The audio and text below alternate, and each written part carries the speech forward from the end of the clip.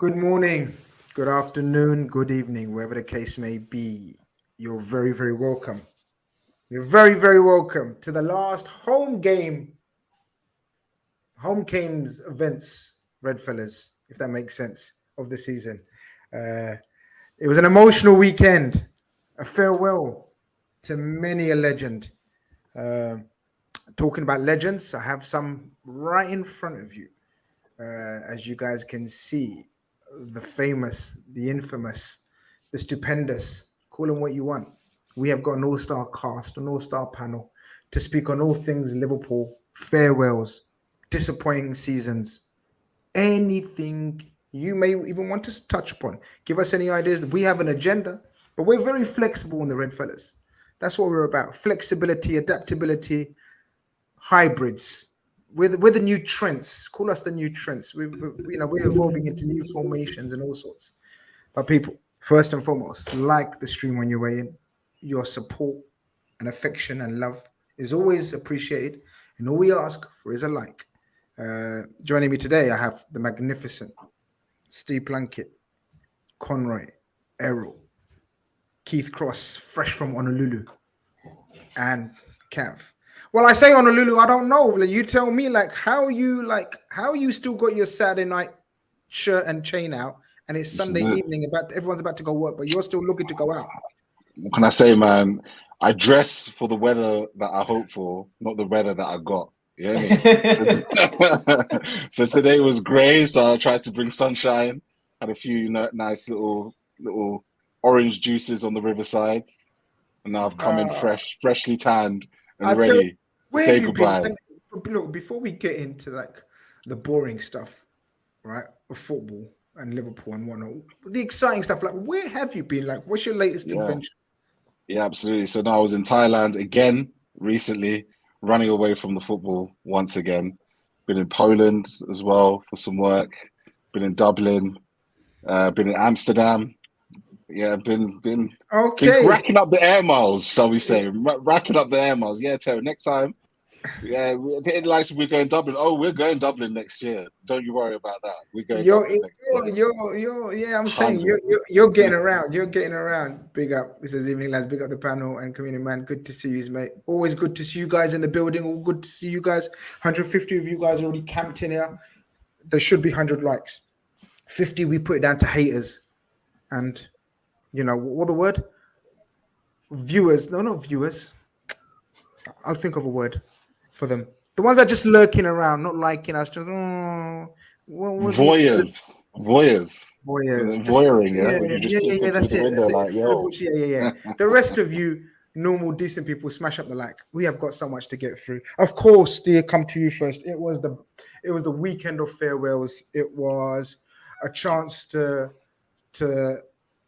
take our very, very faint chances into the final weekend of gaining top four. Damp squib on both fronts, really. How was your weekend as a Liverpool fan, briefly? Everyone and I spent the whole afternoon covering this one. So, yeah, it was disappointing performance, you're quite right. My thoughts were at the time, and I think about this, and it's still the case, we all felt what the occasion was, the exit of Bobby Firmino from the home ground perspective, saying bye to Milner.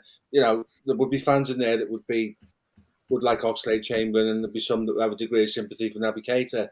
You don't know what that does to the players. We all think Bobby Firmino is an absolutely tremendous lad, and the players might have felt it too, and the occasion might have got to them because there's a bit of a different atmosphere in there given what was going to go on.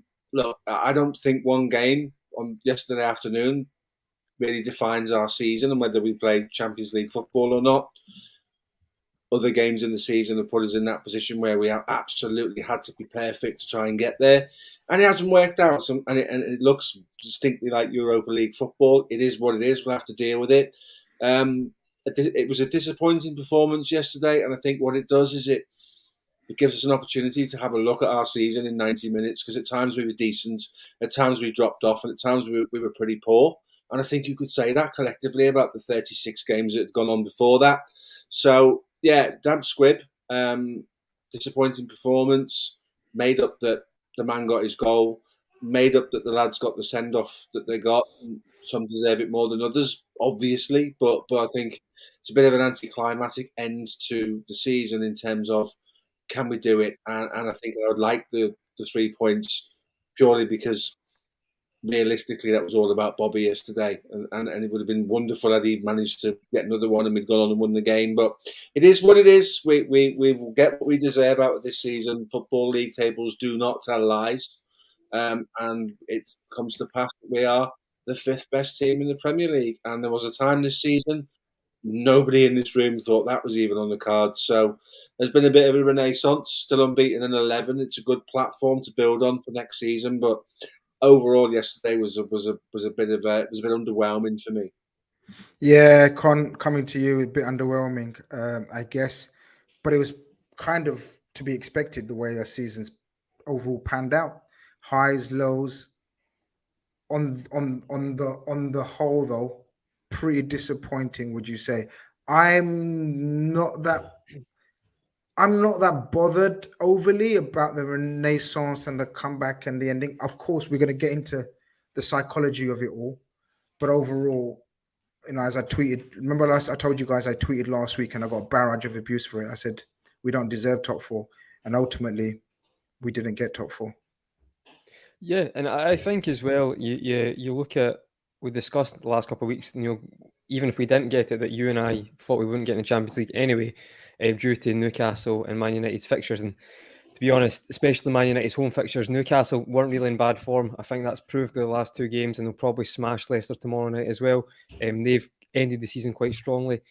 But because of that, you knew that if we could just push it, even to the second last game or the last game, really make them work for it, there's probably similarities to what Arsenal have done as well. Like Arsenal, people will go into like the overall season at the end of the season, but to basically give it to Man City in the last couple of games, not even take it up to the last game, second last game, just something about that in itself. You want to really force it on that team, make them earn it. But yeah, I think overall, yesterday's a really good example, probably a good summary as well, that we've been really high recently, but we've came back down to earth because ultimately, yes, this new system with Trent's great, but I think it's actually quite interesting when you've came up against a very, very tactically great manager, outstanding manager, who's had Klopp's card quite a few times in the past as well. Europa League final is a good example. Even the Villarreal team, I'm sure that was Emery as well. They caused a lot of problems. It's interesting to see how we cope with that going forward, because we're going to, looks like we're going to push the Trent, wherever his position is in midfield, on, whilst, in the transition as well from our defence. It's going to be very interesting because it's not going to be the first time where managers are going to look at that blueprint and adapt to that. It's like anything. When you start to have success with something, you've got 19 teams who are going to analyse, and every team's got 30 analysts in a football club now who are looking at any weakness. So yesterday, it was a good test, yeah. Good test, brought us back down to earth. I think I don't know if it was Aero and Steve. I watched your watch along, by the way, both of you on it, superb. I actually done that as I was watching the game, so top job on that, guys. But I think one he's mentioned as well, that it's a bit bitty, the game, and I feel like, as you said, a damp squib, not squid, damp squib, as you informed me. Did I say it right? Because I've tried both versions. See if anyone spots the right one or corrects me. I don't know which one's the right one. No, they mentioned it yesterday. I didn't realise it was firework. Okay. Firework. I'm sure we've had a discussion on here before as well. Is it damp squib or damp squid? Yeah. So we found that out, but because of that, I felt like that it really was kind of a good reminder of what we need to do to really get back to where we were just a year ago. And I think looking at the game yesterday, that's probably a good summary for it. And that's not a bad thing overall, Chris, because if you look at it from our point of view, we probably didn't think we're getting there anyway. And it's not going to put us in this kind of delusional state going into the summer. We know what we need to get. And yeah, we're going to talk about that throughout the summer, I'm sure. Of course we are. And we're going to get into the game as well. But Cav, I'm sort of segueing on from each one of yours points. It was a good test, wasn't it? Because there's been a slight accusation of certain sections of the fan base, even our own, or especially other opposition fan base, that, calm down with this run. Look at the teams you've played. All in the bottom 6, 7, wherever you're expected to beat them. All right, you messed up in the first part of the season, but so what? You've corrected your nasty wrongs of the first season, and you haven't really played of anyone of note in this run or been overly convincing. Unai Emery, the form team, a brilliant tactician. It was a test, wasn't it? And it was possibly a sign or a window of sort of to see how we approach this going into the next season, because they're a decent outfit right now and they made us work really hard. Yeah, definitely that. I mean, credit to Villa and Unai Emery for being brave in their approach yesterday, because they reaped the rewards for large portions of that game. But that's the sort of test we need. Yes, we're going for top 4, but I think all of us are kind of, in some respects, looking to next season and where we can finish next season and what we can achieve. And that starts now. We've been tested against teams in that run in, Forest, we've got pegged back to a level playing field a couple of times, and we came through that. Leicester was a bit easier, but there's been games before that during this new system that have tested us, and we've managed to come through. You need that, because there's no point going into these games and teams rolling over, winning, and feeling great, finishing 5th, going into next season and having a little bit of naivety about you. Actually, you need a test that says, hey, if you come up against this side that approaches things a little bit different, does a low block, gets men behind the ball, but also presses up the pitch and stuff as well. It's also pretty technical and good in midfield. How do you respond? So I watched the game yesterday, of course, in frustration, because we were a goal down and, of course, wanted us to win. But I was watching periods of the game thinking it's just reinforced the fact that we need midfielders and we need technical midfielders in that as well. And I felt like watching yesterday's game that everything was fine. And if we addressed the transfers that we need to in the summer, actually, this game played next season, I think will be much, much better. So I was kind of all right with it, because I thought that it's a test for this team at this point in time, but I think it won't be next season, because I think we'll make the signings we need to midfield. And the reason being is because you give the ball into someone like John McGinn's feet, he does have the ability to hold it up and turn a player and drive through midfield. I'd like to think that's not going to happen next season with better personnel in there. So I was all right with it. Like I say, we need these tests to really evaluate truly where this team is and where it can be. But as the guys have touched on, it felt a little bit like maybe because of the Newcastle result and the players' departures and stuff, that there was so much going on around the game as well, that maybe there was a little bit of a distraction. Maybe there was a little bit of a drop-off in motivation in the players yesterday during the game, which is totally understandable, because these guys are still human and it's emotion. I felt like it was played. The game was played with. I think the Newcastle result was big. I think Newcastle beating Brighton was a little bit like, we can do well here, but we might still miss out. And I felt like there was just a bit of an acceptance by everybody yesterday that 5th place is ultimately where we're going to finish up. Yeah, look, even though obviously it was announced, Keith, that the players are leaving at the end of the season and this would be their last home game, you expect the atmosphere to be a bit, partyish, sort of, let's give them a farewell. Just the team couldn't raise itself, could it? Or was it a case of just wasn't good enough at the end ultimately, and that's what's shown across the season? We're going to get into the incidents of the game and we're going to talk about the farewells, but yeah, it's one of those ones where you want the team, just like, do you remember the Steven Gerrard final appearance? Yeah. We knew the team wasn't going through a good stage, and we knew really we're not going to put on a show for Stevie G, even though it would have been amazing. Did you have similar vibes to there, or did you more? You know what, to be honest with you, I expected a bit more insofar as, we were still very much in the hunt to put pressure on the teams above us. Do you know what I mean? Like, we started that game like we've started a lot of games this season, where we've invited pressure onto ourselves. We're a bit like, half a second or a second too slow. And all of a sudden, Ollie Watkins is getting behind and outpacing Konate through the middle and doing stuff like that. It was a game that kind of summed up our season. Too little, too late. We gave ourselves too much to do, like we've given ourselves too much to do in this entire season. How many times have we gone behind, giving ourselves too much to do in the season? Yeah. Always having to then pluck up the courage to then turn the game around. And, if anything, clubs these days have become more savvy when it comes to playing the big teams. They they will do stuff like waste like 10, 20 seconds for every goal kick and throw in and go down for injuries. And, I think someone said that there was only about 60 minutes of actual football was played on the pitch yesterday. That's how many times we had stoppages, right? So clubs are more savvy probably this season than at any time before. They bend to the limits, and we allowed that to happen, really. I think I just wanted to, obviously, with the whole system change as well, I think one of my biggest concerns that did take place yesterday and will be moving forward with this system, we don't have anybody else other than Trent Alexander-Arnold who can do what he does.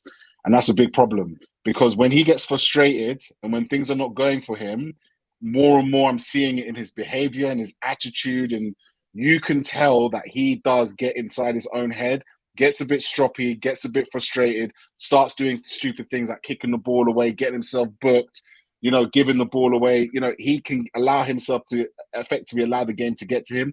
And if we lose that, then we lose a lot more than we could ever imagine, because he's ultimately our primary playmaker.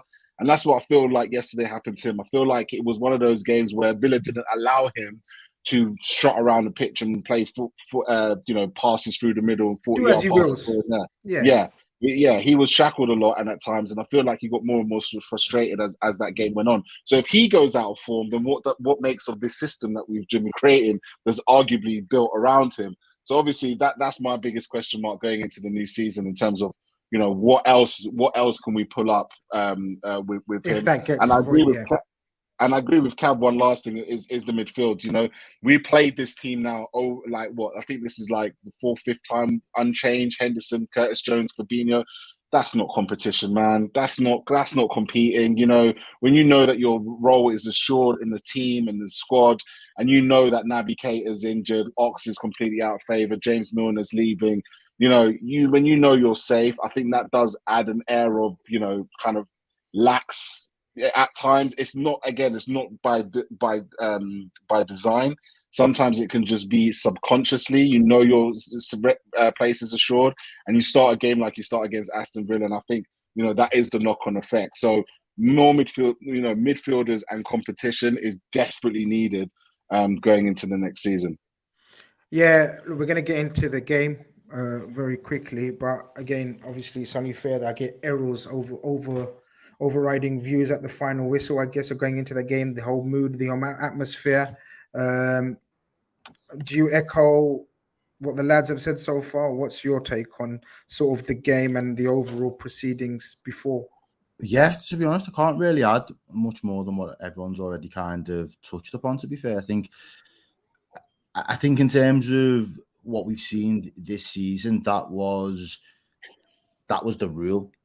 Yesterday, that was the rule of thumb. That's what we've become used to, and it's not we've not become used to it because we've wanted to. We've just become used to it because we've almost forgot how to trust that this team can do it when we need them to do it, which is a little bit sad. And I made a point yesterday, in a couple of conversations, there's like a Goldilocks zone of where I feel Liverpool delivered the best version of themselves, and we entered into this season with too much arrogance, too cocky, and that kind of spilled into so many performances where we didn't actually turn up to do the job and play the team that was in front of us. We almost felt like our CV was too good to be pitched up against other teams. But at the end of the day, you've got to respect the competition. If these teams are in the Premier League, they're in the Premier League for a reason. And more often than not, it'll come back to bite you in the arse if you're not actually preparing yourselves properly. And I'm not going to say that they don't, because we know that they're intensive in the work that they do week in, week out.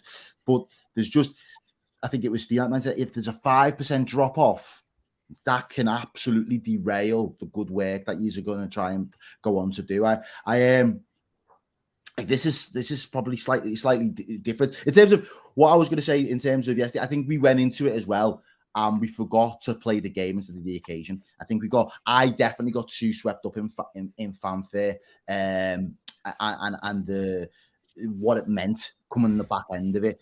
But I think what I was about to say then was that 5% drop off can actually be massive, and it's because it'll compound over the course of the season. But equally, if we go with a different model of just trying to get 10% out of us in different areas, we can also do that same compounding towards the back end of the season when you're potentially wanting to go on all four fronts, whatever competitions you're in. But you've got to be able to start that work the beginning of the season. You can't play catch up or be on the back foot, be on the back burner, and then in the last 10, 15 games of the season decide you're going to put in the extra 5, 10, 15% because the drop-off now, you've left yourself too much of a gap to be able to kind of fill it and catch up. And I'm a bit like you and Conroy Grizz in the sense that I felt as though we had left it too late to really make a late search for top 4.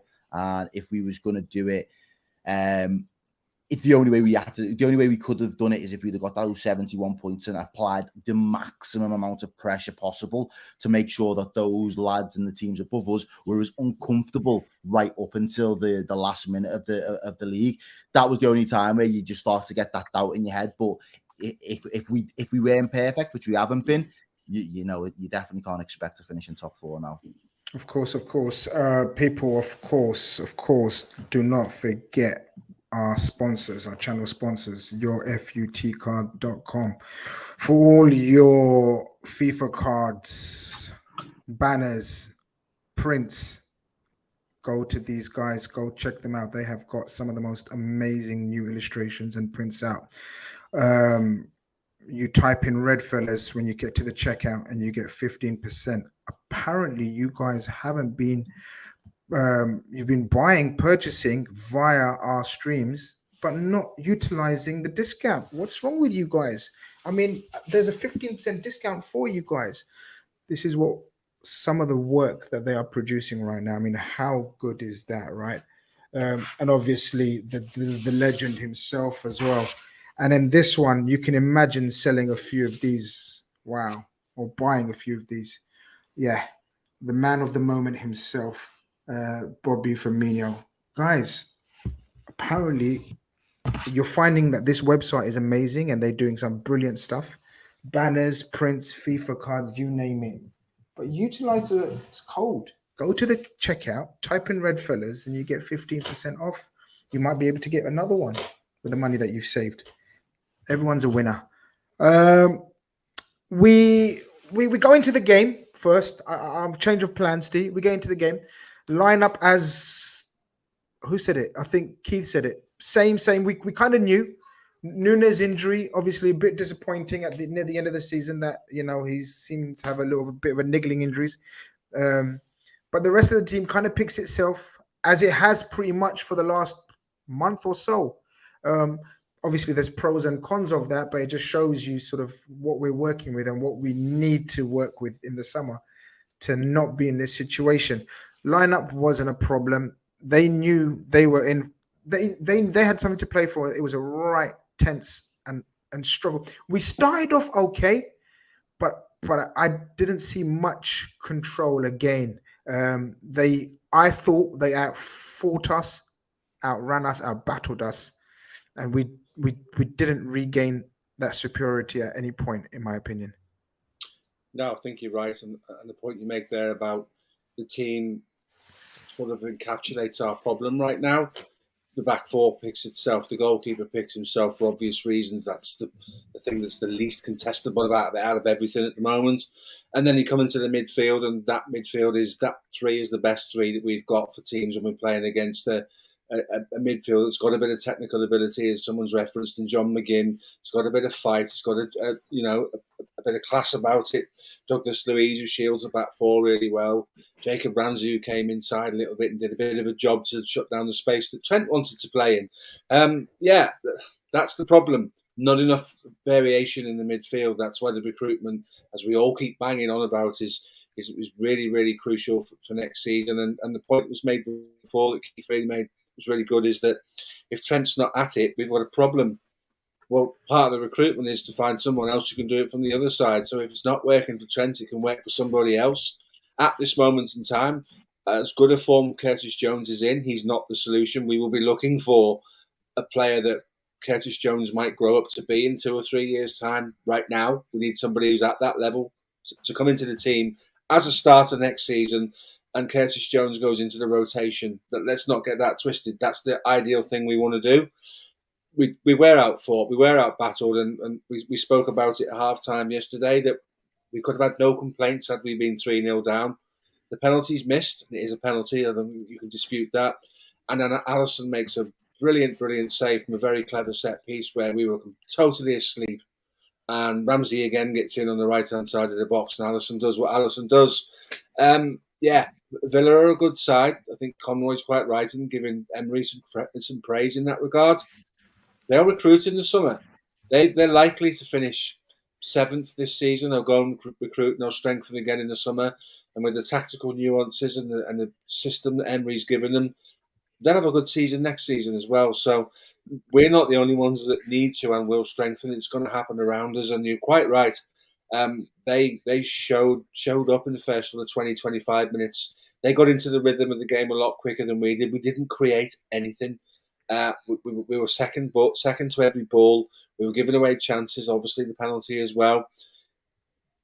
The game itself, apart from 3 isolated incidents for Aston Villa, lacked quality. It was a bit pathetic at times.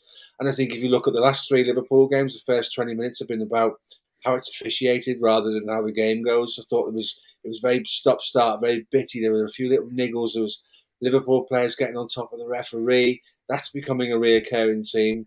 We need to stop doing that. We need to worry about what we do rather than getting on the refs' back. I don't think the Klopp situation has helped in that regard at all. But certainly for half an hour, we were absolutely not at the races. Con, we go behind, as we've discussed, and leaving ourselves so much to do, especially against a tactical master like Unai Emery knows how to defend a lead. Just on the goal, your thoughts on the goal? Yeah, question marks of Trent again in that far post awareness situation. Really needs to work on that maybe in the summer. It's just one of those glaring weaknesses that we can all acknowledge and accept, that he needs to work on. There's nothing over dramatic about it. We're not saying Trent Alexander is calling for his head again, whatever, but it happens a bit too much for my liking. Don't know what you think.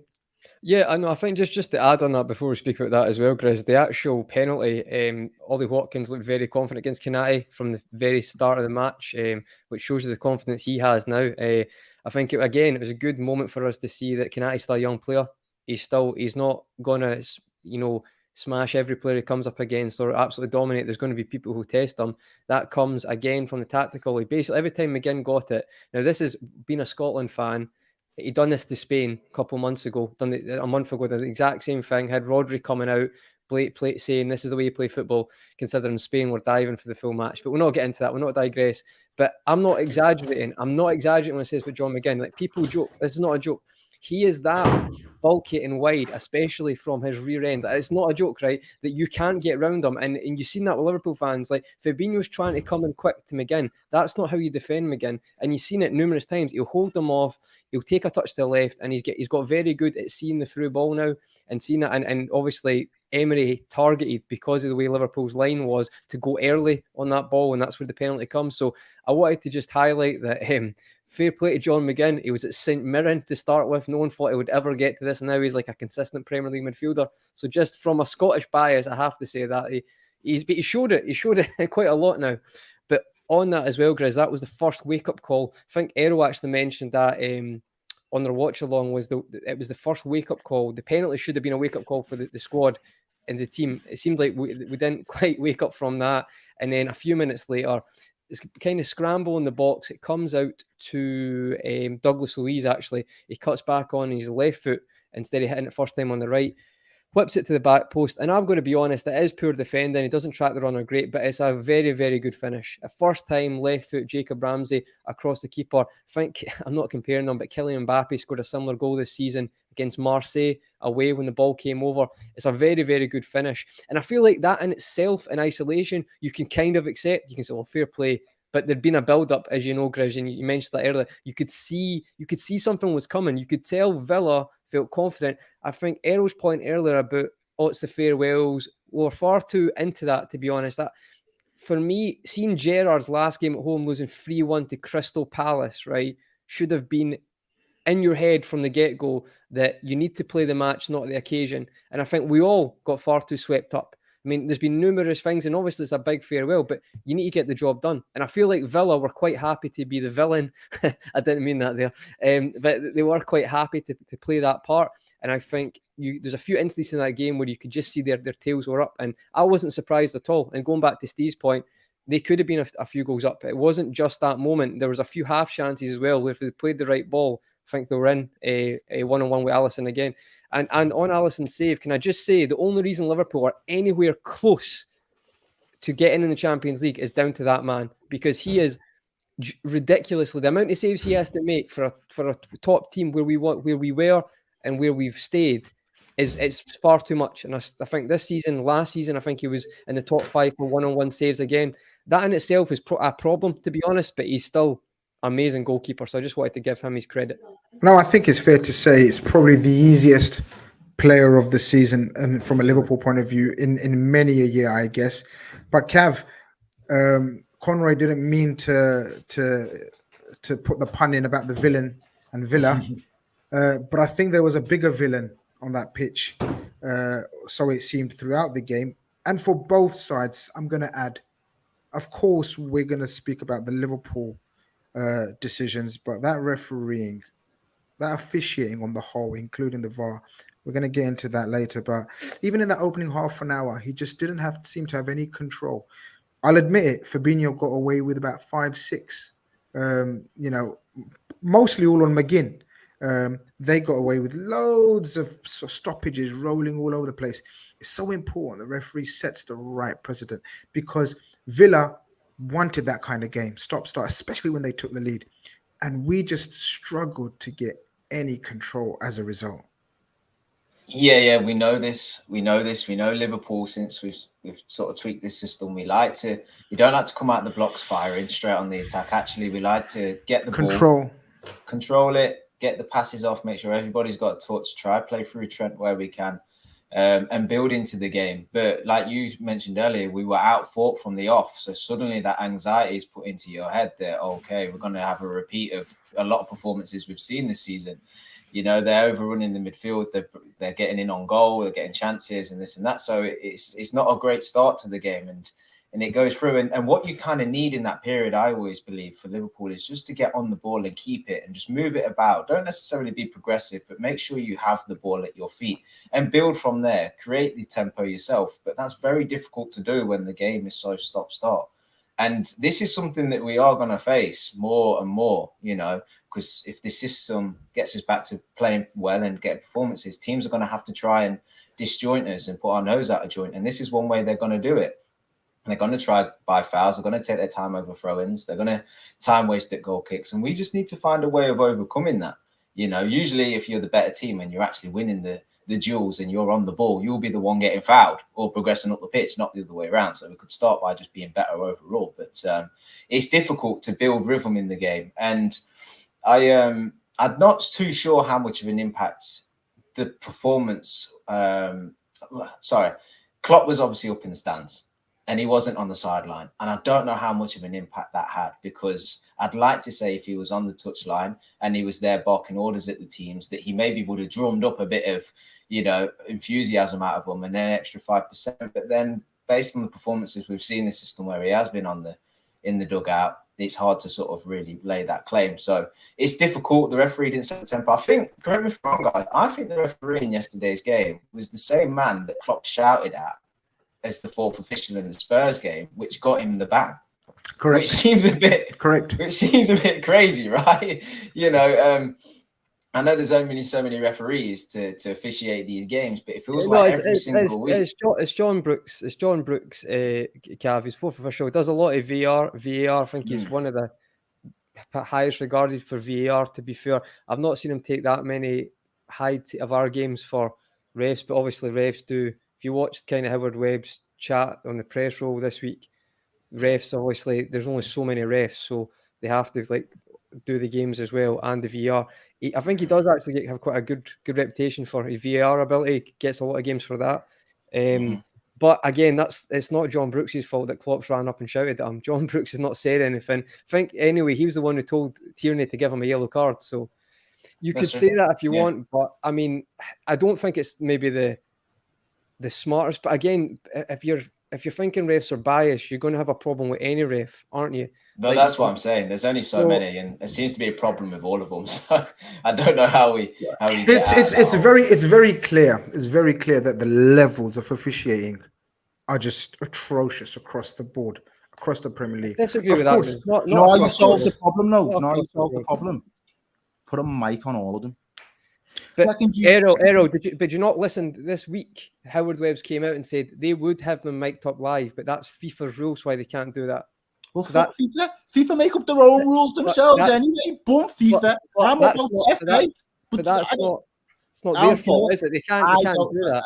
It's not about pointing the finger and to say it's somebody's fault. I'm just saying circumvent those rules and find a way so that we can have transparency. Because the second there's that transparency there, they can't hide behind their boys' club no more. Because The ball's already rolling with that, Errol. This week, literally, there's been a press roll by Howard Webb on 4 different channels to say, and he literally released the audio reviews and said they're going to do that next season. So we can't complain and say we need to improve it. When someone's trying to improve it, then lambast them for doing that. Because then all what I do is moan. It's been going on for years. So until he's trying to make a change, so I think we need to give him credit. Until there is substantial change that we can actually feel and it's tangible, I'm going to complain because teams like us, teams like Brighton, teams like Villa this season, Spurs have all been at the shit end of the stick of poor officiating, and that will cost certain teams not only money, but it will cost them positions in. Like Brighton could have been chasing for top 4 if they would have had other decisions go their way. You can't go back in time, Errol. You can't go back in time. You deal with now. It's that simple. We can't. But what my frustration is, if we are going to make those improvements to go forward and have that level of transparency, I'm telling you now, Conroy, by default, we will see a higher level of officiating because they will be consciously aware that there is another system in place that is going to. Whether you might not be held. You might not be held account by your peers, but you will then be week in, week out in the court of public opinion. And the scrutiny, absolutely. That scrutiny. And in that court of public opinion, when you hear your voice and your rationale be debunked by millions of people all over, you will quickly realize that there is no hiding place. And that is the level it needs to go to. For me, that's already happening, though. Very quickly, already happening. They're looking to do that. But our point is, Conroy, it's way too little, way too late. I know you are very anti-referee. It's been in a multi-billion industry. Pro-referee. He's very pro-referee. He's very pro-referee. We know that. We know that over the years. I'm a human being who knows they're doing a job, and for some reason, football fans forget they're human beings. Conroy, absolutely. But Conroy, absolutely. By using your logic now, they're doing a job. Anyone who says that is doing the job correctly is deluded. I'm not saying that. So therefore, if you're not doing your job correctly, making mistake at work, your employers, my employers will ask questions, and will hold us accountable. And you're not going to say, "Oh, they're doing it now." So, especially in a multi-million pound industry, the least there can be is more scrutiny on the refs. Give them high wages, make them professional, and be held accountable. Because you cannot have one of the best coaches in world football sat in the stands because he shouted, lost his cool because of the officiating, and then the officials still be officiating and still carry on making awful decisions. That doesn't make sense. I disagree. We know what Klopp said to that 4th official. That referee out there, meaning Tierney, cost us the league title. I hate him. You can't say that to officials. He didn't say that. He didn't say that. Where did he say that? Oh, those were his words. I haven't read them. And Klopp, what Klopp said. What Klopp said. I haven't got a problem with any official except you. That's what we do know for a fact. That's what he said because Klopp said it and we heard it. If Klopp has said that, that's a total different story. But I haven't read that. If you guys have read that or seen that, point moreover is because of the discrepancies, because of the lack of consistency, and that's probably the biggest problem. Is that you talk to 8 different referees, they referee the game 8 different ways. You talk to 8 different VAR officials, they look at 8 different VAR decisions in a number of different ways. Until there's a definitive draft that everybody follows to the letter, there's always going to be conjecture and an argument about the decisions that are being made. Football managers can help themselves by not doing what Jurgen Klopp did. Absolutely. What did he stand to gain from that other than sitting in the stand on the last home game of the timing of this? is a kick in the nuts for Klopp, because it's saying we're gonna ban you for 2 games. We're gonna fine you 75 grand, and guess what? You're not managing your last home game when one of your superstars is leaving. That's a political decision to do that. He's brought that upon himself by not being able to control himself, and it's not the first time. Steve, you're absolutely spot. I think we're digressing though, because I agree with you about the Klopp scenario situation. He should be acting like that. I'm totally in agreement with you. No coach should be doing that. But what I think we started off by saying, and I think Cav started off, was the accountability and the scrutiny on the referee, and especially the bad calls. So therefore, they can't just keep getting away with making bad calls and nothing happens to them. Can I just add to that as well, guys? Because I've kind of looked into this before today as well. In fairness to what they're trying to do next season and going forward, as you said, Grizz, it's not about no one's getting demoted. I think even if you look at, there was someone yesterday who done a championship game who was in the National League the season a year before that. So they're looking to, you mentioned like the old stereotype of the boys club, they're looking to kind of rip that up and make it like a case of, if you do that, you get demoted, and if you're good enough, you get put in the league. But what my point was, guys, is listen, I'm not saying every ref in the English Premier League is good enough. I'm not. I would say you've got 2 that are in the top 10, which I would, and by the way, Lahos is number 6, and Liverpool fans detest that guy. So sometimes I think this idea that other leagues have this amazing level, I think is sometimes a bit of a myth, to be honest. Like the probably top 5, Felix Brick and stuff, Ostaro, they're very good. But what I would say is they're trying, you can tell that ultimately, if you have more people who want to do that job, you're going to get a bigger pool. But we've got 6 people here. Would any of you want to be a referee? I wouldn't take no shit. I'd tell them all straight, me. And let me say this right now. That would be good TV, I can't lie. Let me tell you this right now as well, yeah. You know when a ref's good? When you don't know his fucking name. Anyhow, I know a ref's name. That's because I know he's shit in his neck. He's been dragged through the mud. When a ref's good, you don't know who the fuck he is because he's on job. He is not the orchestrator of the game. He just allows the game to take its course, run its course, and do its thing. And he makes the calls on the decisions that he sees in front of him. Too many refs now. I've got this. I want to be the center of attention syndrome. And I don't know why. I disagree with that, Errol. Why do you think a ref would want to do that? He's literally getting paid the least out of everyone in that park. He just wants to get through the game.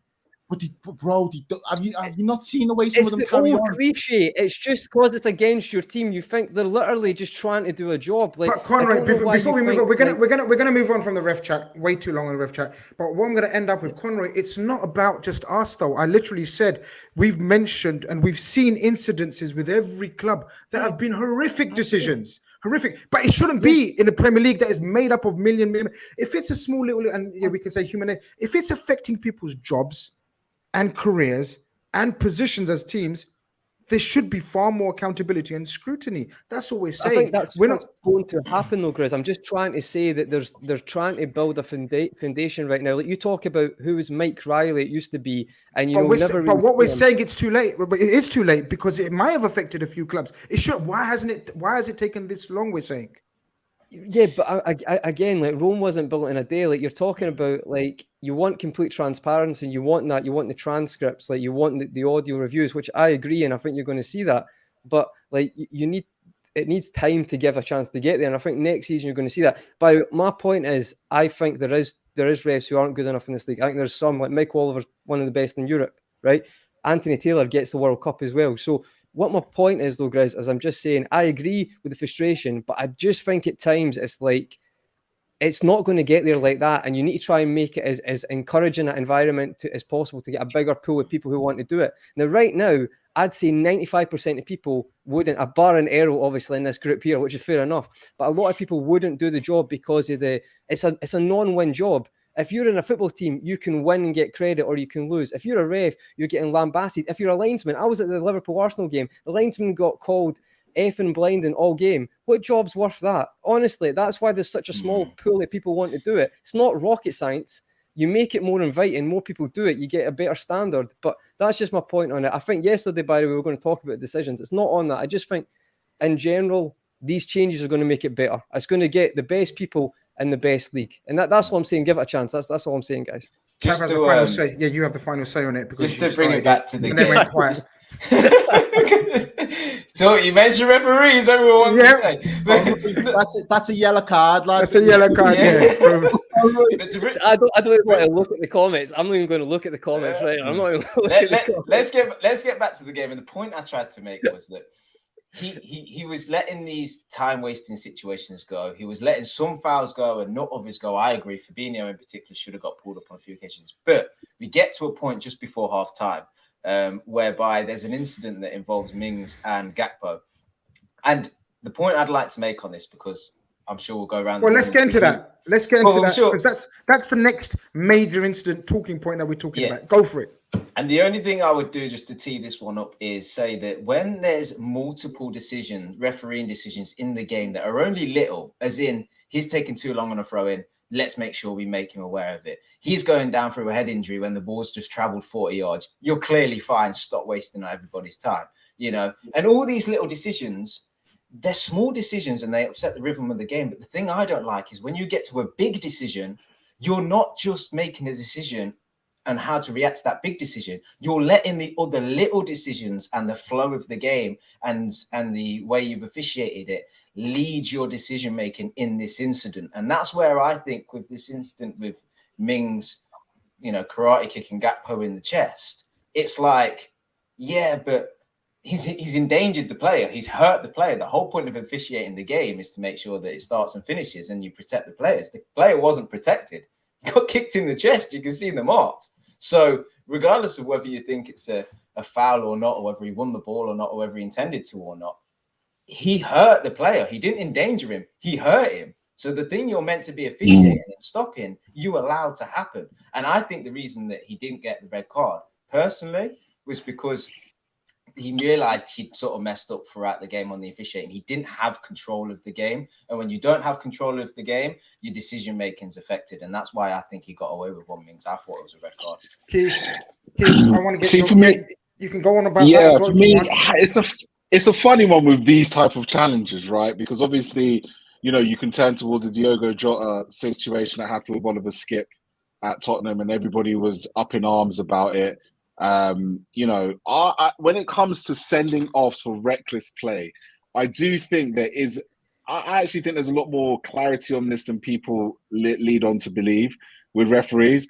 I usually think that when players are, particularly when their feet are off the ground, that's one thing where if his left foot is up on the ground, he's gone into another player, studs up, right, lost control of himself, that's usually a sending off. They usually look into that. When players, when they really jump into or leap into challenges, that's when it's a sending off. When you get situations like this, when two players kind of go to the ball and they collide, but you could argue that, well, Tyrone Mings, had he maybe leapt and then kicked him in the chest, that would be considered reckless play, but his foot was firmly in the ground, he's trying to kick the ball.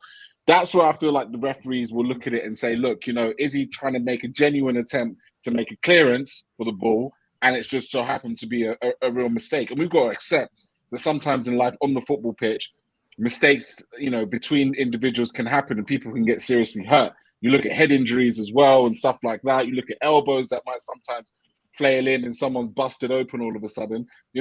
Mistakes can happen and situations can happen like that. And I think in this instance, while Tyrone Mings was reckless in terms of, like, obviously it wasn't the smartest challenge in the world. He didn't win the ball, so he therefore deserved to be booked. I think there's a difference in terms of the level of recklessness required to send a man off. And as I said, I just think I'm not saying necessarily when you look back at it and you look at it in slow motion and stuff like that, you could argue, and him not going to the monitor as well. That was another thing that was quite interesting. Because I've seen situations sometimes where refs will look at this in slow motion and maybe it looks worse than it is in slow motion and make the sending off. But I think the call VAR, again, thinking and maybe it would be good to hear a little bit of these conversations, because his foot's planted on his lead leg, his balance leg is on the floor and he's literally looking at the ball. I think VAR have said to him, well, look, he's not leapt into the challenge. It's more of a collision of two people going for the ball at the same time. He's put his foot up. It's gone through Kobe Gakpo and away you go. So again, I have to especially with the Jota thing as well. The Jota thing looks, again, you could argue feet's really, really But high. but I'm okay with that. Clears him out. I think both are reds. I was okay with admitting Jota was a red. I think this is if you have studs these days, and if you have them that high, look, I've done a poll. Try to be as neutral as you can, people. And was it a red? Yes or no? Let us know in the chat as well what you guys think. No problem. Like I'll just say accidents happen in football in certain situations, and that was one of them. You're a big man. No one's reaching your head on a football pitch.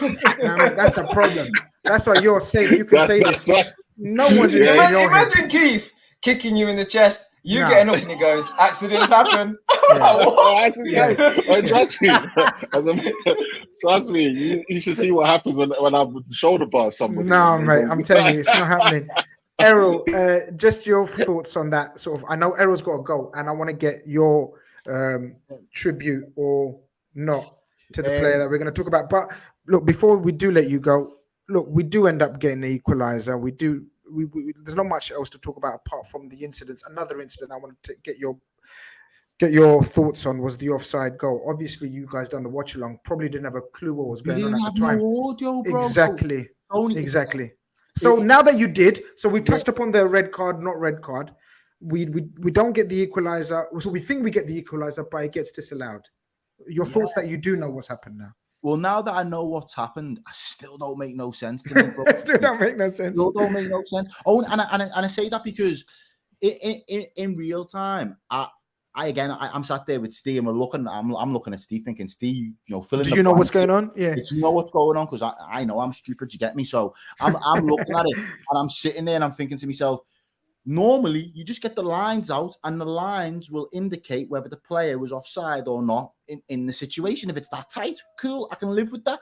But to send the ref to the monitor, it's got me scratching my head thinking, why is an offside decision now become subjective? What's the subjective element to being offside? You're either off or you're not. So I'm confused. I know the audience is confused that are watching the watch along. I can even see Steve at one point feeling confused. I'm thinking, if Steve's confused, something's not right. Steve's confused. If he's there like that, because I know something isn't right. So it's only now when I've come away and watched, he must have had a 4-minute segment on, is it BT Sports Round or whatever they do, and they've got their kind of like the Sky panel thing where they're all watching the matches and you can't see it.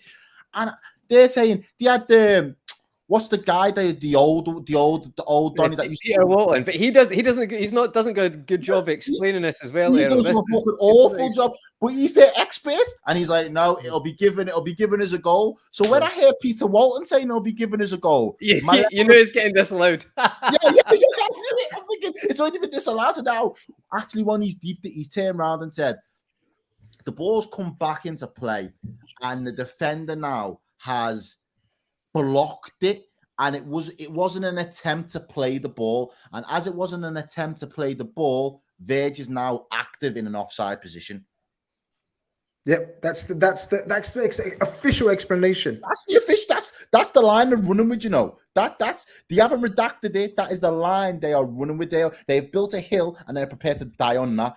And then when you actually watch the replay and you see how man's foot does the foot loose, yeah. Like he flicked it. Like that wasn't a deflection. No way. It didn't hit his leg, and then if it hit his leg, I could understand it. But man actually flicked his leg out. It was a reaction. It was obviously a great. In fact, you argue if he'd done that in the game, it would have, and he got rid of it. You would have argued, "Oh, that's great defending." Does anybody else have a counter theory to that? I don't fear. I feel Conroy again is going to go on, Conroy. It's not a coincidence. It's just, but to be fair to this one, this is, I think that's the correct call, because if you watch this season, it's the rules. It's not given it. They're just, the rule says it's a deliberate play, which means if the player's in control of what they're doing with it. Now, it's not just because it's Liverpool. There's been a few this season where there's been like, even Salah's against Wolves in the FA Cup. A lot of our fans said that shouldn't have counted because the defender he's not in control when he heads it back. Like he's not. And that how about the Rashford winner against City? Different case though, isn't it? Because that's more interference. This is more on deliberate play. So what they're saying is that when he sticks his foot out, it rebounds off him and goes to Verge. So their point is the subjective nature is it deliberate in the sense, not deliberate in the sense of did he mean to kick it, but is it like Is he But being in this is control? Errol's view, saying, how is that subjective? How has this become a subjective Well, call? because the referee's got to make the decision if it's a deliberate play, i.e. the person passes to Virgil van Dijk or is in control. If you know what I mean, there's a better definition than I'm saying for that. But it doesn't just mean if he deliberately tries to cut it out. That's not what they're saying. It's like the rule doesn't help. Like even if you watch Match of the Day last night, they're saying the rule causes confusion with this one. They need to change the rule so it's clear. So What like do you change the rule to then, bro? Like what in that instance does the rule need to be changed to in order for that situation to not be able to happen? Well, This is so no, but see if you had tried to play a through ball, right? Remember Dejan Lovren a couple of years ago? He went into like slide tackle and it hit off his thigh and went through. And then Harry Kane got given as a penalty, and we disputed that. The reason these get changed is when they're saying deliberate, if you look at the definition, it's about they've got to be like in control or whatever they can do with the ball. For me, I think if you just make it clear that if it's not just like hit someone off the thigh, but it's the wording that causes confusion there. I know it's not though, because that's a good comment, Aaron. I appreciate that. But unlike the others, I actually looked into this before I came on tonight. I'm having a hard time because I actually looked into it. But that's the reason. Eunice has made a good point here, though. Pick this one up here, Chris, at the very bottom. Yeah, is it clear and obvious, or does that not matter? It's a goal, Errol, so every goal gets reviewed. You can't have it both ways, eh? It's like okay, no, that makes sense. Then that makes sense. Okay, that makes sense. But there's been a few instances this year of this one. I think there's been quite a few. Like, don't get me wrong, I think it needs to be. I'd probably say that goal needs to be given going forward, but it's the rule that causes the problem because they're saying that I can't remember the defender. Is it Konza? He's not deliberately done it, so therefore he's went back to Virgil. Is this deliberate and control? In my opinion, just make it simple. If the ball hits you and you've not moved, it's not deliberate. If you move in any way towards the ball, that would make sense. Then you've made an attempt, and then the goal. It has to be the level of intent. I feel like you have to implement intent in there because but intent is impossible. Intent is impossible to judge, though. In my opinion, because you can judge it by what Cav just said. Because if you've got no intent, you stand there like a statue, no intention to move. I'm stood still. If you've got an intent to do something, your body operates differently because you had the intent. The intent is what your body chooses to then do. And then you can then say, well, it might not have been deliberate, but you intentionally moved your ball. You moved your body towards the ball. So as a result of that, unfortunately, there is the consequence of conceding. Whereas if you just stood there and it just bounces off you and goes to him and you review it, well, my man had no intention to make that happen. It clearly was deflected off him. So we can't give it. I could live by that. I could die by that. No, see example. Sorry, just pass. So see, like very quickly. You see how like a player would play someone through like a back pass by a defender and doesn't notice the striker's running in and they're like 3 yards offside, but because the player plays it through, as you say, Errol, even if it was like made really clear to what would be counted, because ultimately Virgil van Dijk is still 3 yards behind their defensive line before that. So he technically is. So you could argue that he's already got an advantage because he's 3 yards ahead. And a defender blocking there, does that change it? So that's why the rules are a problem with that. I agree with what you're saying, Errol. It needs to be clear cut. For me, it's an issue. We don't get the equalizer, and we'll get onto the equalizer. But Errol must go. Before the show started, we wanted to speak about the four departures, the four horsemen. Yeah, and I thought the only way fair to sort of pick who speaks about who is just give me a number. Errol picked a number and it turned out to be Naby Keita's number. So Errol, before you go, your words for Naby Keita. I feel like I've crashed it enough on this street tonight, so I need to end with some positivity because I'm not as militant with it as I like to make out sometimes. You know what? Naby Keita, man. This is where I start with the truth. Yeah. No problem. Go for it. Listen, speak your heart. No, but I'm going to be real. Yeah. Naby Keita is the reason that I hung up my FIFA boots. I stopped playing FIFA. I stopped buying FIFA after Naby Keita came to Liverpool. And that is the God's gospel. Don't own a PS4 or a PS5 anymore. And I hold Naby Keita wholly responsible for that. Because that whole season when I was waiting for man to come in, I was burning him out. I went Leipzig. I had the team built around him. He was I was like, this is good. This kid's going to be different for us. He's going to be Messiah. like, I swear, I put poured so much into this guy. I had so many stocks invested in Naby Keita, and when he first came, even that, I was patient, and I was patient for the sake of, I know Klopp, when he had Fabinho, he wanted to just slow burn him, just ease him in. Same with the Ox, ease him in. That midfield engine room is such a complex jigsaw puzzle to really get the optimum out of an actual player.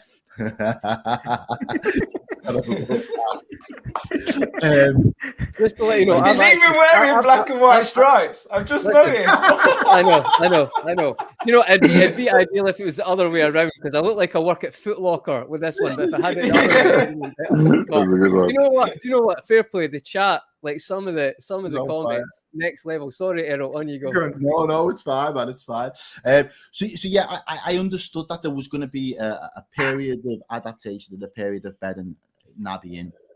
But I thought that his pure raw quality and talent would have helped speed up that process.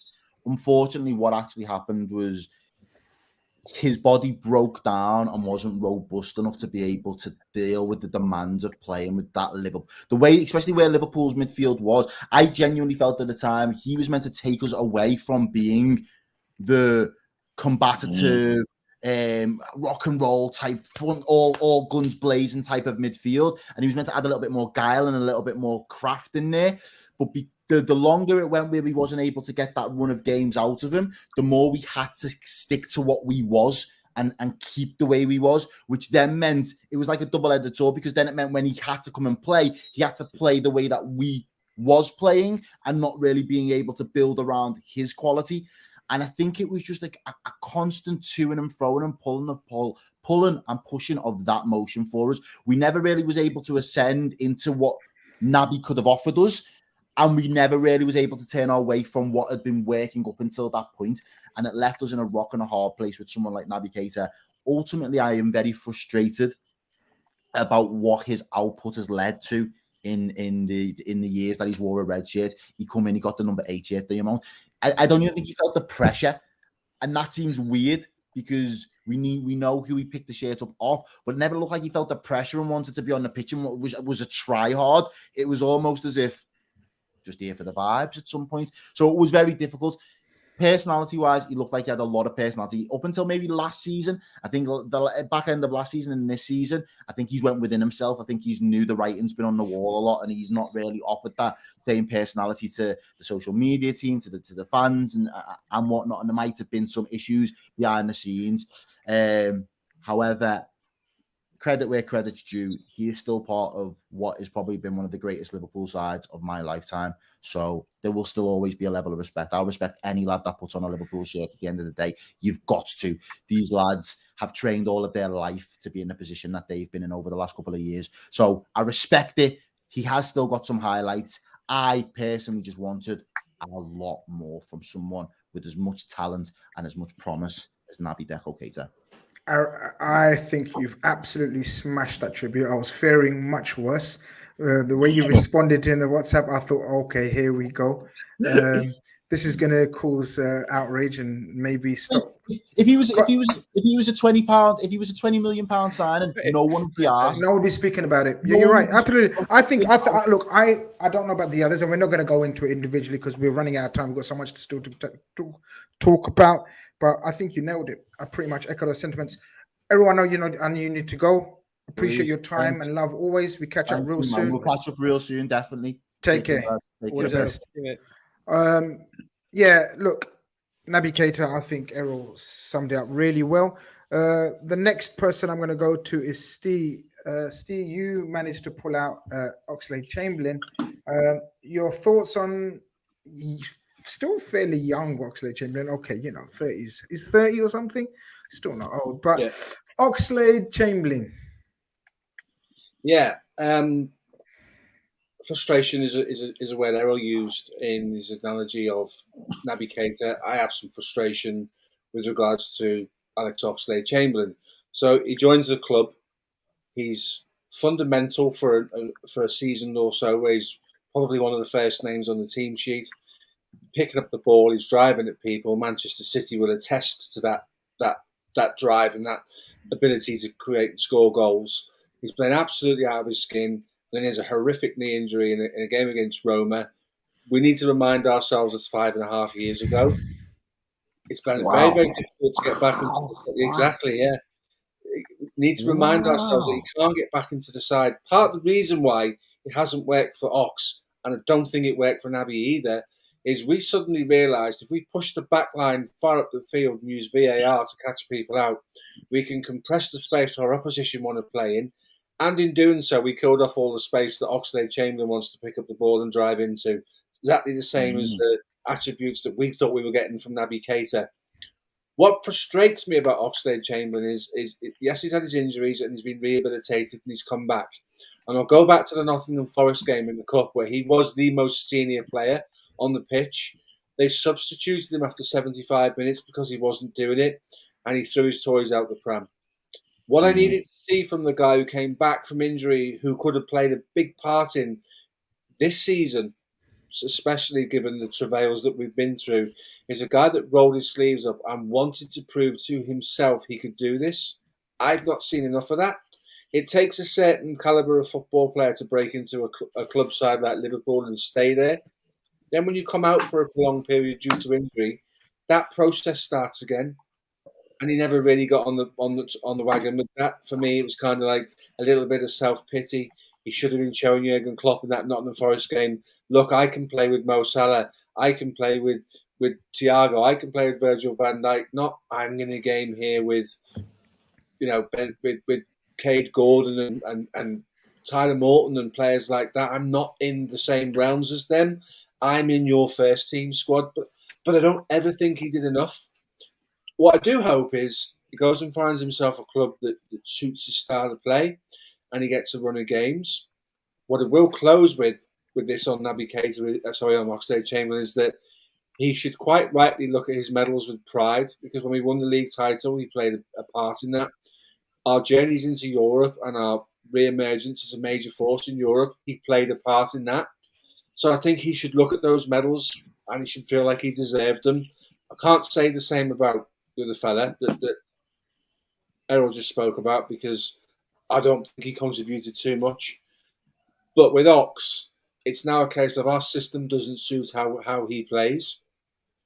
Actually, Curtis Jones is playing in a position that might have suited Ox in terms of being a bit more liberal, a bit more attack-minded, and being able to pick up the ball and drive at people.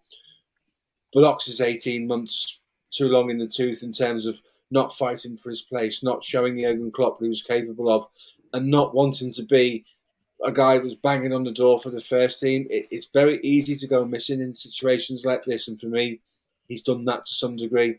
So I have no bad feelings towards him. I know he has a tremendous career somewhere else, and I'm sure he will. He'll be a great player for a club if they can keep him fit and he goes there with the right mental attitude. But I think you do two things. You make excuses or you fight for your place in the club. And I think in his own mind, he hasn't allowed himself to fight for his position at the football club. Keith, you pulled young James Milner out of the bag to speak on. The floor is yours on James Milner. Yeah, I mean, if ever there was a football player whose age has been spoken about more than James Milner, then I would like to be told who that is, because everybody knows that it's not James Milner. It's 36-year-old James Milner. For me, first two parts of his name.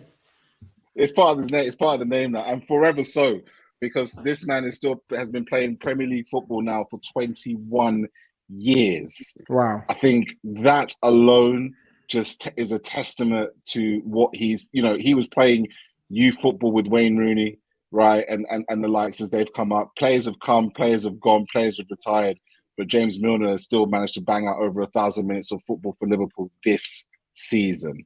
That tells you all you need to know about the guy. For me, he is probably one of the key signings under FSG. To get him on a free as we did, and bring in a proven winner into the squad, into the dressing room, was a catalyst for Jurgen Klopp to take us to the next level. Remember, this is the guy who was offered a contract with Manchester City, a renewal in excess over 100k. to stay at the club after he'd won them their second Premier League title, and was key in Pellegrini's side that season as well, but decided that he wanted to come to Liverpool and play in the central midfield role, which he felt he deserved. And, you know, he's been, you know, much maligned in the squad. You know, at times people have kind of said, you know, well, is he good enough to play for Liverpool? For me, he had all the attributes you needed. He was a hard worker, you know, great shot on him, can play with both feet, which is a rarity, and could play anywhere. You know, probably the best auxiliary football player you could ever see. In his season at Liverpool, he played a whole season at left back when Moreno wasn't trusted. A whole season. I think that was, if I'm not mistaken, was the season we finished top 4? Was that the first full season under Jurgen Klopp where we stuck into the top 4? He contributed to that. He sits amongst greats such as Luis Figo and Wayne Rooney for the most amount of assists in a single Champions League season as we went into the finals with 9 assists, including assists against Roma and assists against Manchester City on the road to the final. You know, his penalties.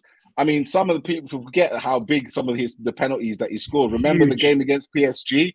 Yeah, the game at Anfield against PSG. How many people can say that they've scored against PSG home and away from the spot kick? And now we've seen with other players missing spot kicks just how it's not such an easy thing after all. I go, you know, the Leicester game, the one at Anfield where he pulls off the Mbappe, which I thought was absolutely hilarious. That penalty as well won us the game. Again, these are key moments. The assist in the Leicester game again at Anfield for Taki Minamino in the last minute when we go on to win the League Cup. You know, he's had so many moments. It was his corner against Borussia Dortmund when we came back, and Dejan Lovren, I think it was Dejan Lovren, right in saying that, scored. It was his corner from him. And most importantly, I do believe, if I'm right in saying that, he did take the corner that dropped to Matip, that dropped to Origi, that won us the Champions League as well. James Milner's been there. He's been in these games. Some people call Liverpool versus Manchester City the one where we lost 2-1, one of the greatest games of football of all time. Guess who started that game? James Milner. James Milner has been there. He's been either on the team sheet, he's been on the pitch in some of Liverpool's biggest moments, in some of the biggest games. Has he always performed to the level that we would love to see and we think he's always been world-class? Absolutely no, I don't think so. I think there has been times where games may have passed him by, maybe where his quality, you know, didn't stack up to what was needed. I still have nightmares about him versus Phil Foden last season on the left-hand side when he had to come in at right back, right? So, you know, he's had his fair share of tough times, but at the same time, the man has contributed massively. He's been a key contributor to big moments, big games, big goals, big assists, and ultimately he's been an incredible servant to the club. Ultimately, I think FSG were correct to say the time is up now, because I do believe that, you know, as James Milner goes on, I believe someone like a Jordan Henderson will move into that type of role in terms of being played in different positions and being moved around. And I think it's time, you know, it's age-wise, I think, you know, it is time to freshen it up a little bit. But make no mistake about it, you know, James Milner, for me, is one of my favourite Liverpool players under the Klopp era. And, you know, a great bit of business by FSG to get him on the free. And, you know, he's going to be such a great attribute to Brighton. And finally, someone else can win the bleep tests in the summer. Interesting. I'm really interested to see who that will be. Interesting to see who will win that bleep test, actually. Ben, big up Ben, sends in a super chat, says, can I order my Mac 10 shirt yet, Grizz? Big up, lads. Never do that. Shirts these days are way too expensive, Ben. You know what I always say to you. Never. It's never done until they're leaning. And well, I don't know if they lean anymore. They might just stand straight. No need to lean. Stand straight against the walls of Kirby. But we will touch upon McAllister and other transfer speculation talks. Conroy, of course, going back to the game, that goal doesn't get disallowed. Bobby Firmino comes on. And of course, if anyone deserved a fairy tale ending, not quite because it wasn't the winning goal, but if there is something to put your smile on your face, then it has to be Bobby Firmino involved. And it had to be Bobby Firmino involved because that infectious smile of his, I mean, don't get me wrong, if I had teeth like his, I'd be smiling and showing off as well all the time, like Keith showing off his hairy chest. Do you know what I mean? So the two going hand in hand. But Bobby, it had to be. It had to be. If there was any romance left in football, especially Liverpool, recent folklore history, it had to be Bobby Firmino with a I don't even know how you describe that finish, a 2-footed, sort of just, that was just Bobby Firmino kind of finish as well. In his very first game, Mohamed Salah's very first game, Bobby assisted Salah. The roles were reversed. I know it's not his last game, probably his last goal. Hope he scores against Southampton. Yep. But the roles were reversed. You and Cav are the lucky ones that get to speak on Bobby Firmino, even though I've cheated and said a few bits on him. Sorry. I'll stop.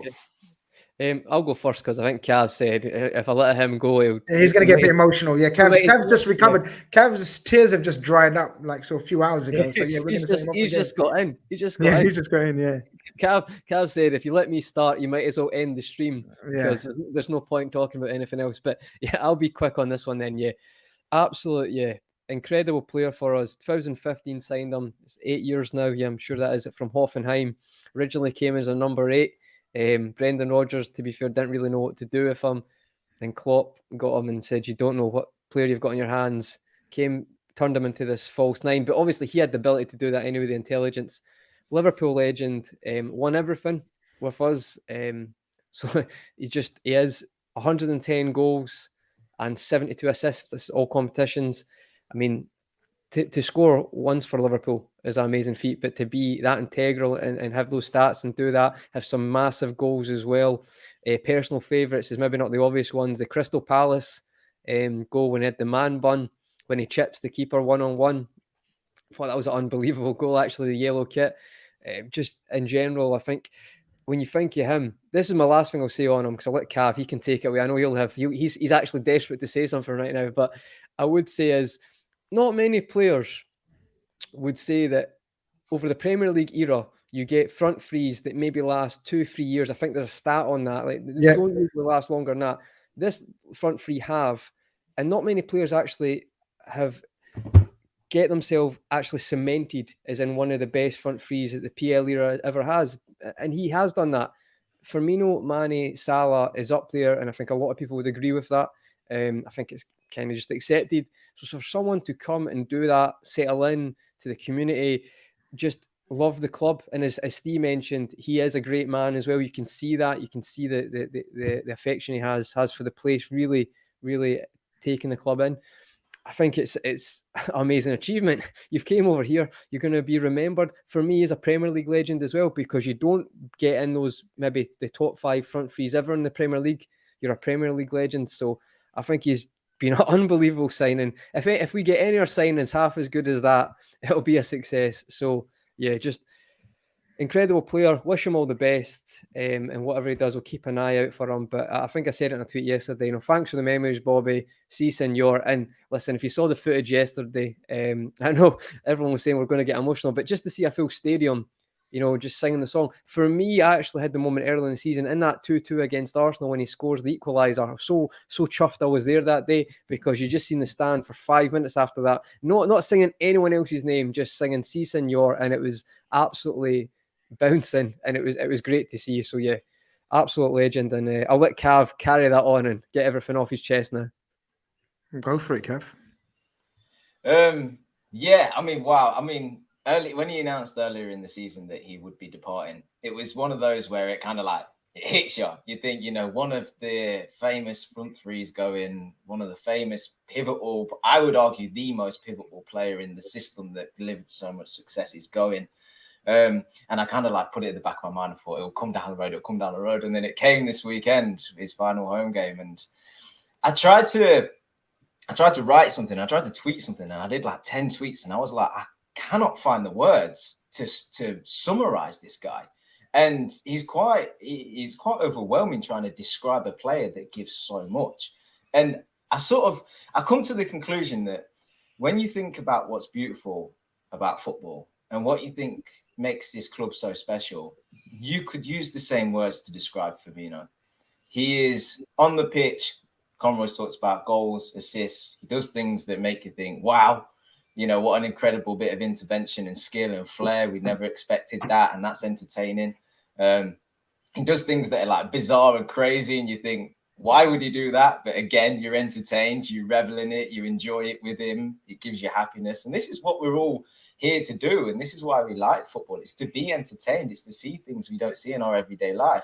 But on top of that, it's to, and this is the beautiful thing about football, it's to bring people together from different backgrounds, nationalities, where you are in the world, what faith you follow, whether you have a faith or not. It doesn't matter who you are. If you like football, you're welcome to be involved. And I feel like Bobby just epitomizes all of that. He promotes through his social media platforms and stuff his faith, and he's very, very honorable to that. And he never shies away from his religion, and he encourages the people around him to follow in that faith, which also adds to the team sort of unity as well, his family as well. Look how much, you go on his social media and you look at, it's not just him like other footballers where it's all me. Look at the goal I scored. Look at me walking into the studio. Look at me, this training picture. Actually, it's his family are involved and stuff as well. He's always sharing, images of his wife and his kids and stuff. And he just brings that side of football that we all admire and love. And when you become a footballer, whether you like it or not, you become a role model, and you should try your best to be putting positivity out into the world. And I couldn't think of a better player to not only deliver on the pitch in terms of success and joy and entertainment, but to help people approach things in life in such a positive way. And I genuinely think he does that because of the way he acts and the way he carries himself, his professionalism and his delivery in both faith and bringing the team together. So I think he generally is a Liverpool legend. I think he's a footballing legend. And I think he's a role model for anybody that watches football to how they can conduct themselves in the future. And I think if I ever in whatever weird way got to meet him, I would just thank him. I'd thank him because there's certainly things that I've took away in my life and learned from a man that can just be so humble and down to earth and selfless for the benefit of the team and for the benefit of people like us. So I think he's a special player. I don't think we'll see a player like him for years and years to come. You will see players that are better, perhaps more talented, perhaps give you better statistics, will have more trophies. You might have people that are as selfless as him, but combine it all together, I don't think you get a player that special for a long, long time. So credit to him. And the emotion is so justified. Even when he went out to see his mural and people were coming out to witness it and stuff, there was an image that was taken where he was amongst the people. And it's so iconic and it's so fitting because he is one of his Liverpool people. He's part of this family and he'll always be welcome back at Anfield. So whatever he decides to do in the future, because he will continue playing somewhere, just wish him all the best. And whoever gets him, you get an absolute special player and man. Yeah, absolutely. I haven't had the pleasure of meeting him, but I've met the person who made him, literally, his father. Privileged. And I did tell him, you must be a proud human being, having a son like that. Everything that you said, I echo. So yeah, it was pretty emotional. Hopefully this one last hurrah and we have a bit of a Bobby Firmino. I wouldn't mind him starting. I'm not going to lie, guys. Start him. Nothing much to play for, right? I think it's secured. Yeah, why not? Yeah. I think we've secured Europa League, right? We can't go down or anything, So yeah, start Bobby Firmino in the last game. Go on, Jurgen. And from what we know of Jurgen, I wouldn't bet against it. The human side of Jurgen might mean that he starts Bobby Firmino, but eras come to an end, I guess, and we have to start fresh, Steve. And look, we are where we are. We know what we need to do. We know we need to bring in players and quickly. And obviously today, yesterday, sort of during the game or straight after the game, some of the most reliable journalists out of Argentina have suggested that the signing of Alexis McAllister is a formality. Hold on, whose microphone is that? Hold on, let me see. Is it Keith's? Yes, Keith's.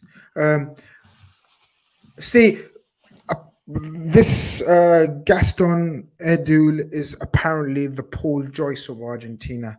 When he speaks, people listen, and he suggests, and he's quite adamant that Alexis McAllister will be a Liverpool player. We need to move fast. We need to be active. We need to do a lot of business. If this is the case, and Alexis McAllister is the first player through the door as soon as it's possible, i.e. first week of sort of June, maybe before, satisfied with this as a start? Oh yeah, this is a massive step in the right direction. Started his career as a 10 in Argentina, so has the creative element to his game as well. And more recently, he's been playing in a double pivot at Brighton. So in terms of doing different things within a game or playing in slightly different roles based on where the system we do, this guy's got tactical flexibility. Look, a lot will be said about the fact that it's £60 million fixed fee. That's the price for a decent centre midfielder these days of that quality that's won a World Cup and is capable of giving you 7, 8, 9 years of sterling service and being a part of your midfield going forward. That's what you have to pay. So that's it. Just accept it. Pay it, you get Alexis McAllister. Don't pay it, you don't get him. So that's a hurdle people need to get over straight away. It is absolutely the right recruitment in the midfield. It's a start. It's the first of the midfielders that need to come in. For me, what we will see, and I think Curtis Jones's recent form may have blurred the lines very slightly. We were all pretty adamant that we'd end up with 3. We might end up with 2, but if the other one is of a similar calibre to Alexis McAllister, and then you drop Henderson into the Milner role, and you add a Curtis Jones in form into your rotation, then there's a strong argument to say we've improved our midfield massively.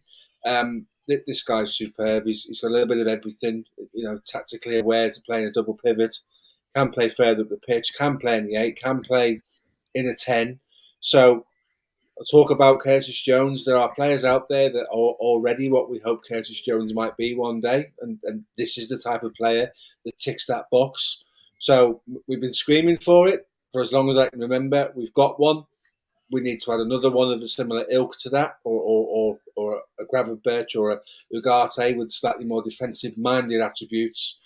And I think we're in a great place. But the timing of it's really cool. It's really good. It's a nice way to end the season. I'm aware from sort of conversations that we were the only team that genuinely made an offer for him in terms of a contract. So well done, Liverpool, for moving quickly to get your man, because the quicker we get these guys in, the bedding in through pre-season starts earlier, and I think that's crucial if we're to sort of try and restore ourselves to challenging for the title next season. But it's a great addition to the squad.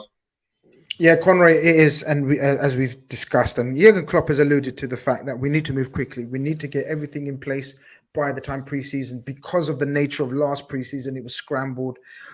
Players coming or not coming, injuries taking place in the last week of the pre-season, totally disrupting the start, then the World Cup. I think the management and coaching staff would have learned a lot. And we're hoping now the recruitment staff are able to do their side of the bargain and business as well and get players like this in. I'm a fan of Alexis McAllister. The fee, like Steve says, you guys know my theory on fees. I can't give a shit whether it's 5 million or 100 million. I just want the right players at Liverpool Football Club. I just think alongside Alexis McAllister are other 2 signings in midfield, which we're hoping, not one, we're hoping another 2 midfield signings, are the right profile. And what I mean by that is sort of the legs, the getting caught in transition. Alexis McAllister will bring control, poise, basically another Thiago to us. I just don't think he's the one that's going to help us in transition, and that's been a weakness of ours. Would you agree that the other profiles, or do you think that, no, you've seen enough of him for Argentina and he's got that grit and fight about him to be able to do that as well? I think for me, he is very good at press, and he's able to get about. And you've seen it with the Argentina World Cup winning squad, and he didn't even start in that team. He came in and he made that much of impact. But what I would say, Grizz, is I think he's got all those attributes as well. But I would say he has got the legs to help in a transition, but not necessarily be that person. I don't know if you want to say destroyer, but a defensive mid. The primary defensively minded midfielder. And I think me and Cav have discussed this. I feel like that is quite important. I'm not going to sugarcoat it. I feel like we are not a tiki-taka team. We don't get by by keeping the ball, and that's not the way we play. We need legs, and I would be slightly worried if we didn't get a DM. I'm not going to lie. I feel like McAllister, Mount, I think they'd be really good signings. They'd suit what we want to do, and they'd definitely improve our midfield issues massively. I still feel like you need a DM because from what I've seen this season, I think Firmino can maybe do rotational. He can maybe, he can have a Man City game when he plays well. He can have a game like maybe once a week, once every 2 weeks and look good. But I don't know. Do you agree, Grizz? If Firmino starts at defensive mid the first game of the next season, would you be disappointed? Yes. That's just my personal opinion. I know he's shown us bits and we all have differing opinions on him. I know we all disagree or may agree. I'd agree with you on that. No, it's time. We need competition in that role. My concern is that Klopp sees Bachet, I can never say his name. Yeah, Bachet as the competition. Whereas that world class, you look at Rodri. Seriously, I would look at Rodri almost with envy sometimes. That's, we really need someone to compete with that. I agree with Conor 100%. I think it's a massive gamble to go into the season with Firmino and Badge as our only defensive-minded midfield. Sorry. No, it's cool. Cav, anything to add on to the McAllister? Pretty much, I've heard similar that he will be a Liverpool player as well. Anything to add onto the McAllister signing in terms of you happy with the start? Of course, there's a hefty fee. It's rumored to be around the 60 million mark. But you want good players, you're going to have to pay those kind of fees. Where are you on that in terms of what do we need? What do we need added to that? Well, first of all, in my opinion, McAllister is a banker. He's shown it in this league as to how good he can be. You guys spoken about him defensively and his work rate. He can add goals as well. We've seen that. He was, especially at the start of the season, I think he scored a hat-trick at one point in one of the games. But he's an all-rounder. So how we deploy him would be quite interesting. Do we just use him as the guy that retains the ball and keeps it moving, ticking over, give it to Trent and make him be the main focus in terms of getting the ball forward? Or do we make him a little bit more progressive and give him an opportunity to get forward, like we've seen Curtis Jones do, and get into those areas where he can get in on goals and assists? I certainly think he's probably is of a higher standard than Curtis Jones. So in this current system, that's quite exciting to see an improvement in that area. But alongside him, I agree with you guys. I think we do need to bring somebody defensive in. Not only that is defensively sound, but also a good pass through the ball and retainer of the ball also. I also think I think, Keith, you brought this up earlier on in the show, a conversation to be had about if Trent doesn't play, what happens? Do we get somebody in that can do something close to what Trent can do and that range of passing? Or do we move away from that style completely? Do we become a bit of a tiki-taka team and we utilize the quick transition long balls a lot less? And we literally go to having more technical players that we build up slower with. I don't know, but there are questions that the coaching teams need to address in the summer and recruit based on. I still, and this has been my kind of feeling for years since a certain player left. I still just feel there's an opportunity for a player, perhaps in that Henderson role, that's got a bit more guile about him, a bit more, low center of gravity, nice balance, can beat a man, thread a ball through, and kind of pull together that right side of the pitch between Salah and Trent and the defense. I want somebody that's got flair, in that position. And I feel like with Henderson in recent weeks, he picks up good positions, but the quality really lacks. I want somebody to pick up the same positions, make the same runs, but just delivers that final ball, just beats that man and puts it on a plate for the forward to tap in. And I think another name that's very strongly linked, and again, someone that I've heard as well, Mason Mount. I think you're describing Mason Mount quite a bit there. And there's a lot of noise that is the role that he would employ if he decides to leave Chelsea, as I believe he will. I still believe if he leaves Chelsea, Liverpool will be his destination. Mason Mount for you, Keith. And then I'm going to come on to a name that I've heard only yesterday from someone that I trust and believe, Romeo Lavia of Southampton. Don't know what you guys know of him or much of him. I don't know enough of him to sort of give a thesis on him, but 19 years old, hardworking, tenacious, DM, destroyer type player. So yeah, those two names, Mason Mount and Lavia, Keith. Yeah, Money Mace for me is a no-brainer. You know, is such a. I feel like Klopp is really entering this phase where players should be able to play multiple positions at the same time. And if you think of a player like Mason Mount can play, you know, wide forward. He can play in the middle. You know, he can play in a variety of different positions. He's intelligent. He's technically, you know, very, very gifted. Tall.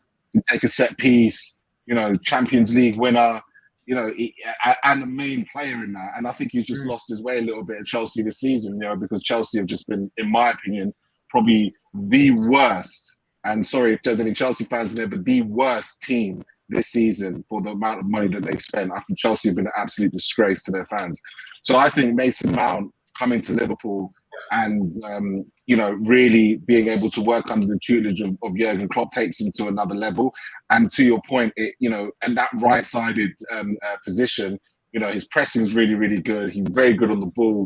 You know, he will make things happen, you know, from that particular position. I think it should be a straight fight between him and Harvey Elliott for that right-sided position and really start to give Harvey Elliott a run for his money, because I think Harvey, you know, has been, you know, the heir apparent to Jordan Henderson.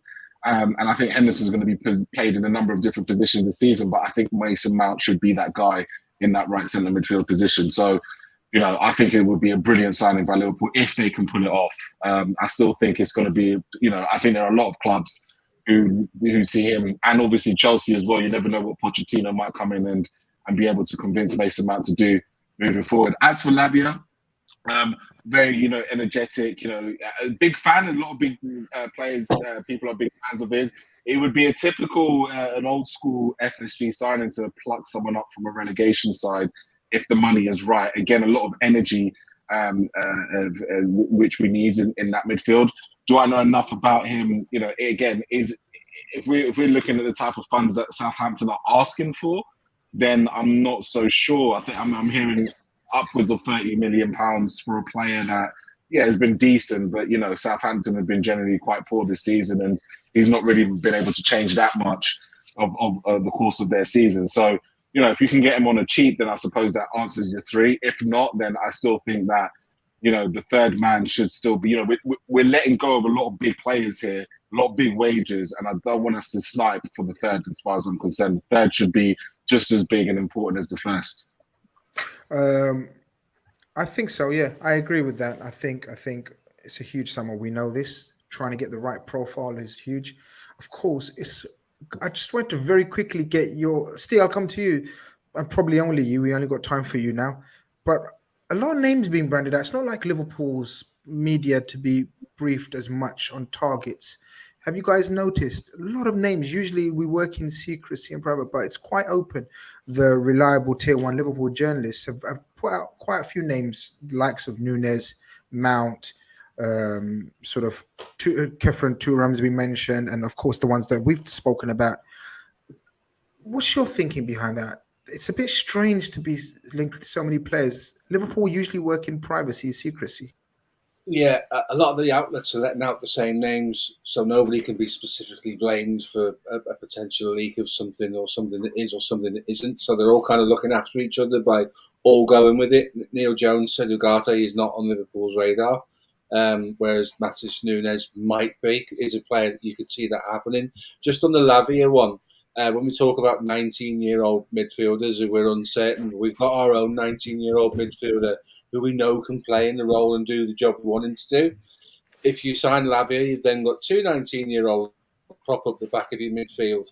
If you leave it 12 months, City's buyback clause steps into place this time next year for Lavia. They can buy him back. They've got a clause in place for that. So you either do it now and then you have two 19-year-olds, or you let it go and you look at a different target. So I can't really see that one coming to pass. There's an awful lot of names been out there at the moment. I've never seen it like this before. And genuinely, journals with credibility are getting hold of names. And as I said before, they're kind of letting them all go out at once so nobody can be picked up and blamed by anybody for potential leaks, shall I say. It's going to be really interesting. I'll throw something at you guys. I'm not sure we're looking for a 6 with a double pivot. I'm not sure we need a specialist 6 anymore, because you've got two bodies in there. Because when Trent steps into midfield and we don't have the ball, you've got two bodies, and what he is a really good interceptor. That if you look at all of the stats throughout the years, Trent's interceptions is probably his top defensive attribute. There might be a case where we don't buy a specialist 6, we buy another number 8, and that's where the Mason Mount thing comes in. And if we buy Kefren Turam, he's not specifically a 6. He's a guy who picks up the ball and travels, much in the same mode as what we think Curtis Jones might be. So there's some interesting nuances around the names that we're being mentioned, and I wouldn't be surprised. And I don't think I'd be devastated from what we've seen in terms of the new system if we didn't buy a specialist defensive midfielder. Gravenberch hasn't played as a defensive midfielder since he left Ajax. Bayern Munich used him as an orthodox number 8 or slightly further up the pitch. So it's interesting. Like you say, Grace, there's so many names being thrown around. It's really, really tough to know where this is going to end up. But just don't be surprised if we don't buy a specialist 6. Yeah, I wouldn't be disappointed in a specialist 6 per se, but I would be disappointed if we haven't, or if we don't profile the right player in terms of attributes. Because what we found in Liverpool's recent history is we turn players into what we want them to be.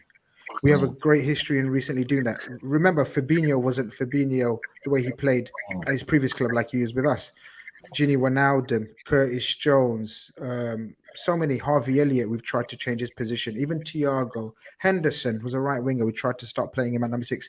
What we've tended to, and even in the forward place, what we tended to do is look for profile of player, use the attributes to what we and Klopp, I should say Klopp wants his players to do. So Steve mentions Kefren Turam, who's not a 6 by trade, but has the attributes, i.e. physically strong, tall, big, fast, good carry of the ball, that could be coached into playing central midfielder, more defensive than he actually plays right now, which is not very defensive.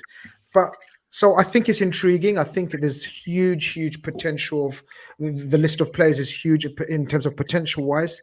And let's just see how it pans out. It's going to be fun. It's going to be good. It's going to be exciting.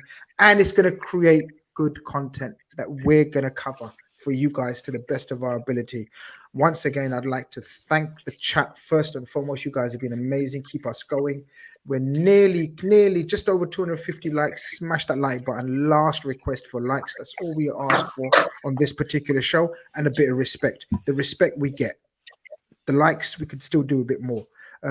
Secondly, not secondly, but jointly, thank you, Steve, Conroy, Keith, Cav.